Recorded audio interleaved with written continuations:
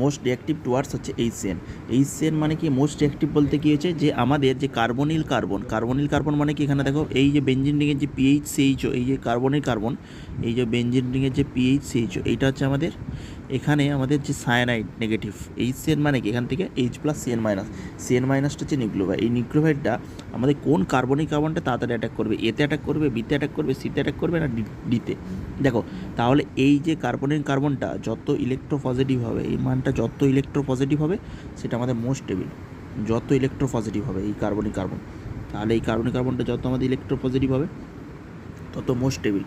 তাহলে এখানে আছে CHO, এখানে দেখো NO2, এইটা আমাদের কি, এইটা আমাদের ইলেকট্রন উইথড্রয়িং গ্রুপ, মানে এইটা ইলেকট্রন টেনে নিচ্ছে এই কার্বনিল কার্বন থেকে। ইলেকট্রনেরা কী করছে, এই কার্বনিল যে কার্বন এখান থেকে ইলেকট্রনটা টেনে নিচ্ছে।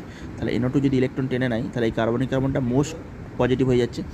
আর এখানে OCH3 কী আছে, ইলেকট্রন ডোনেটিং পাওয়ার আছে। তার ডোনেটিং পাওয়ার মানে এখানে ইলেকট্রন ডেন্সিটি বেড়ে যাচ্ছে, যে বাড়ার ফলে এখানে হচ্ছে এখানটা হচ্ছে লেস ইলেকট্রোপজিটিভ, এখানে মোর ইলেকট্রোপজিটিভ। এই CHOটা মোর ইলেকট্রোপজিটিভ, এই CHOটা মোর ইলেকট্রোপজিটিভ, এটা লেস ইলেকট্রোপজিটিভ।